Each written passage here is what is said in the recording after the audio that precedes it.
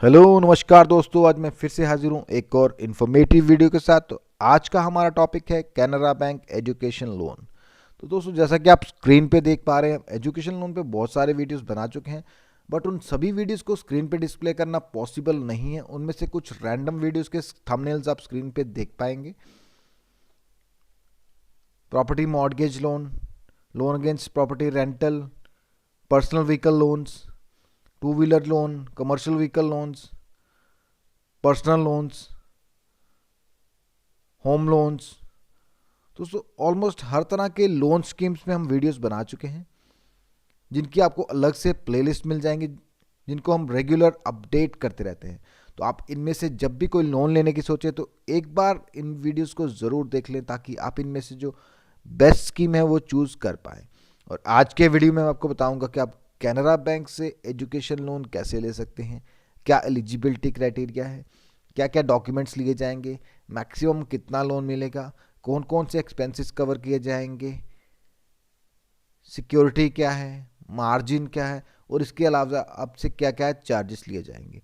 मैं हूं आपका दोस्त रोहित, स्वागत करता हूं आप सबका टेकी पंडित में, और जुड़े रहिए हमारे साथ ऐसे ही इंफॉर्मेशनल वीडियोस के लिए। तो आइए स्टार्ट करते हैं आज का ये वीडियो।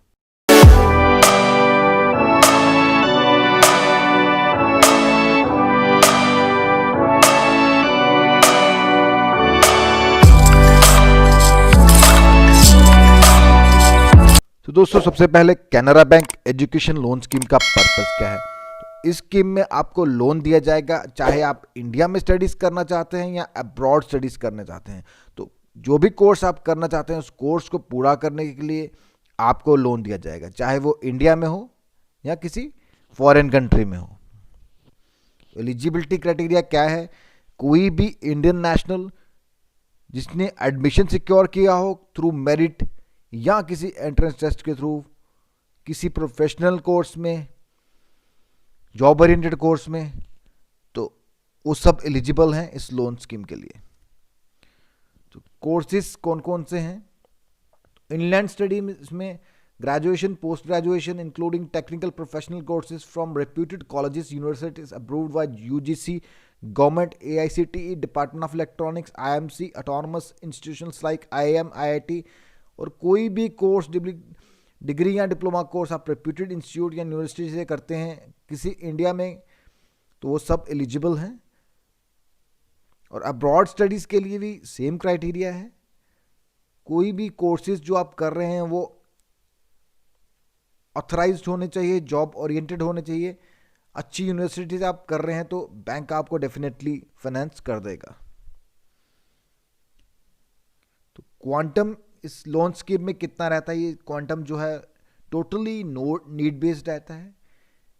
ये डिपेंड करता है कॉलेज का फीस स्ट्रक्चर क्या है और कौन कौन से एक्सपेंसेस उसमें इंक्लूड किए जा रहे हैं। तो उन सारे खर्चों को मिला के जो भी एक्सपेंसेस बनेंगे तो उन पे बैंक लोन करता है। ऐसा नहीं रहता कि इसमें कुछ फिक्स क्वांटम है कि आपको 10 लाख दिया जाएगा चाहे आपका खर्चा 20 लाख का है। ये डिपेंड करेगा आपके कॉलेज फीस पे और बाकी के एक्सपेंसेस पे। तो आइए देखते हैं कौन कौन से एक्सपेंसेस इसमें कवर किए जा रहे हैं।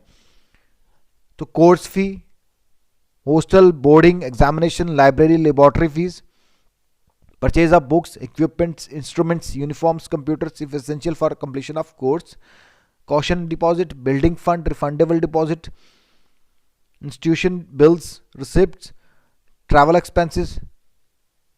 हाँ, अगर आपके कोई ट्रैवलिंग एक्सपेंसेस हैं, फॉर एग्जांपल आप फॉरेन स्टडीज़ के लिए जा रहे हैं, तो आपके ट्रैवलिंग एक्सपेंसेस इसमें कवर्ड हो सकते हैं। और उसके अलावा कोई भी जेन्युइन खर्चे जो भी हैं वो सब इसमें कवर हो जाएंगे। लेकिन सब तरह के खर्चों पे सीलिंग रहती है। सीलिंग का मतलब है कि जितना आपका टोटल फीस होगा उस पर ही डिपेंड करेगा कि बाकी के खर्चे कितने हैं।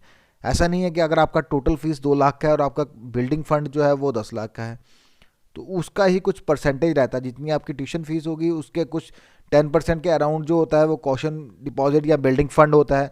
वैसे ही बाकी चीज़ें डिपेंड करती हैं। डॉक्यूमेंटेशन क्या क्या रहेगी इस लोन के लिए? तो केवाईसी, बोरोवर का, स्टूडेंट का केवाईसी। तो केवाईसी में एड्रेस प्रूफ और आईडी प्रूफ, और सेम डॉक्यूमेंट्स स्टूडेंट के जो लगेंगे वही उनके पेरेंट और गार्जियन के भी होंगे। जो कि जिनको को बोरोवर ऐड किया जाएगा। तो केवाईसी बोरोवर का, केवाईसी में एड्रेस प्रूफ आप दे सकते हैं passport, landline bill, gas connection bill, electricity bill या कोई भी वैलिड एड्रेस प्रूफ। और आईडी प्रूफ पे आप दे सकते हैं PAN card, voter card, driving licence. उसके अलावा लेटेस्ट फोटोग्राफ्स लिए जाएंगे आपसे। इनकम प्रूफ लिया जाएगा आपके पेरेंट गार्डियन का, जो कि एज अ को बोरोवर ऐड किया गया है। तो इनकम प्रूफ में अगर सैलरीड हैं तो सैलरी स्लिप्स ले जाएंगी, लेटेस्ट 3 सैलरी स्लिप्स। अगर किसी और प्रोफेशन में है तो income tax returns latest last 3 साल की ली जाएंगी, वही उनका इनकम प्रूफ होगा।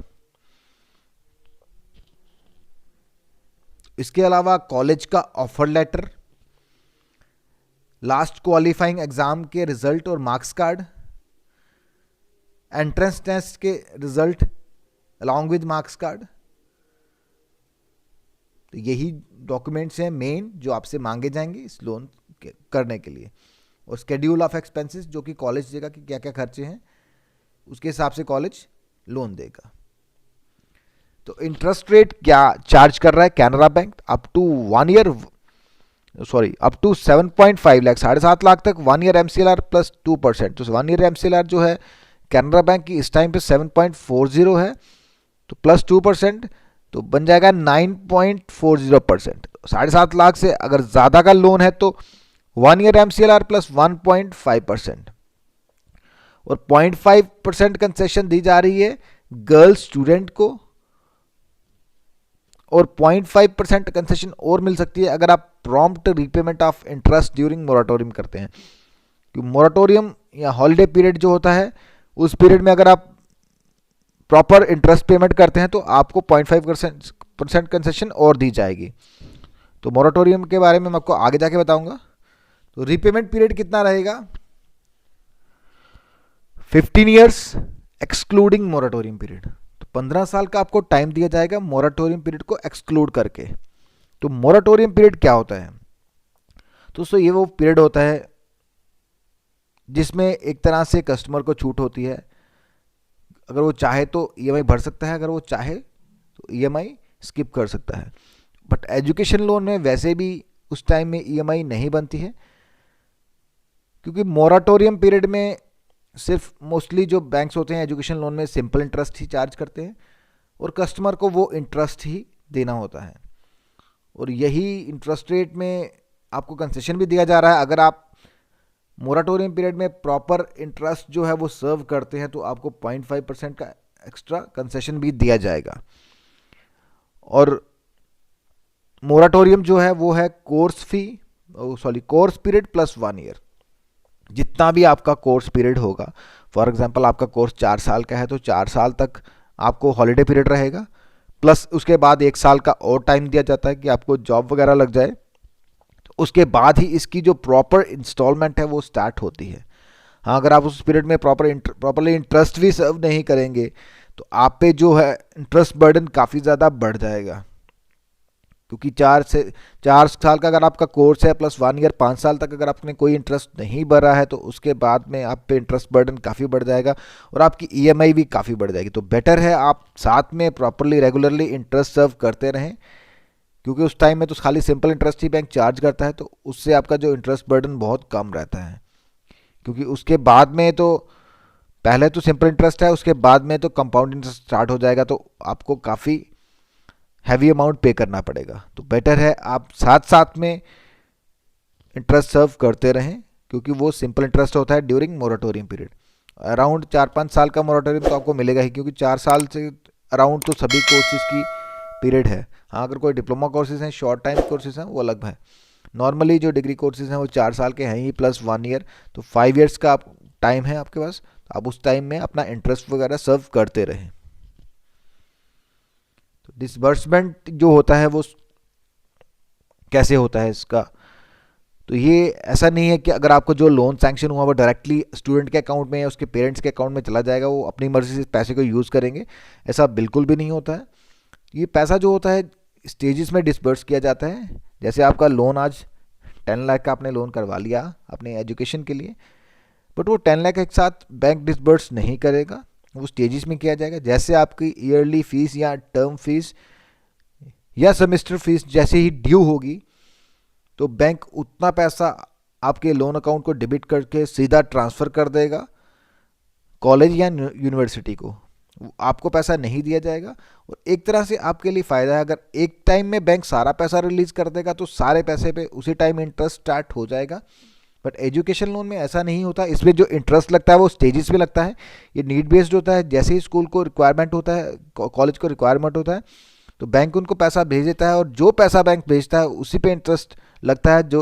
जो पैसा बैंक ने रिलीज़ नहीं किया उस पर किसी तरह का कोई इंटरेस्ट नहीं लगता है। और इन केस अगर आप कोई बुक्स लेते हैं, इक्विपमेंट्स लेते हैं, तो उस केस में भी जो पैसा है डायरेक्टली बुक सेलर को, या अगर आप लैपटॉप ले रहे हैं तो कंप्यूटर वेंडर को डायरेक्टली पैसा दिया जाएगा। तो स्टूडेंट के हाथ में कोई भी पैसा नहीं आएगा या उसके पेरेंट्स या को बोरोर के हाथ में नहीं आएगा। डायरेक्टली जिस काम के लिए पैसा चाहिए होगा उसी काम के लिए पैसा आपको दिया जाएगा। तो सिक्योरिटी क्या रहेगी इस लोन में? तो जो भी आपकी फ्यूचर इनकम होती है स्टूडेंट की, उसकी असाइनमेंट की जाती है और जो लोन होता है वो जॉइंटली दिया जाता है along with parent guardian. Student के जो पेरेंट गार्जियन होते हैं उनको एज को बोरोवर ऐड किया जाता है। बट नॉर्मली जो 7.5 लाख तक है उसमें किसी तरह की कोई कोलैटरल वगैरह नहीं है। प्राइमरी सिक्योरिटी तो होगी, स्टूडेंट की इनकम असाइनमेंट होगी और उसके पेरेंट्स गार्डियंस को एज को बोरोवर ऐड कर दिया गया। लेकिन 7.5 लाख तक जो होता है किसी तरह की कोई कोलैटरल सिक्योरिटी नहीं होती। Credit guarantee fund scheme for education loans, उसके अंडर सभी लोन्स जो हैं एजुकेशन लोन्स वो कवर्ड होते हैं up to 7.5 lakh. But 7.5 lakh से ज़्यादा का अगर आपका लोन है तो उस केस में आपको 100% टैंजिबल सिक्योरिटी देनी होगी। जितनी भी आपकी वो लोन वैल्यू है, फॉर एग्जांपल 10 लाख 9 लाख जितना भी है, 7.5 लाख से ऊपर अगर आपका लोन है तो उस वैल्यू के लिए आपको 100% सिक्योरिटी देनी होगी। और टैंजिबल सिक्योरिटी है ये, कोई लैंड या मूवेबल या इमूवेबल, अगर आप कोई प्रॉपर्टी देंगे, लैंड देंगे तो उसको मॉर्गेज करेंगे तो उसका जो है वैल्यूएशन किया जाएगा बैंक के पैनल वैल्यूअर के द्वारा और उसका जो लीगल ओपिनियन लिया जाएगा बैंक के लॉयर के द्वारा और उसके चार्जेस जो हैं वो कस्टमर को ही बियर करने होंगे।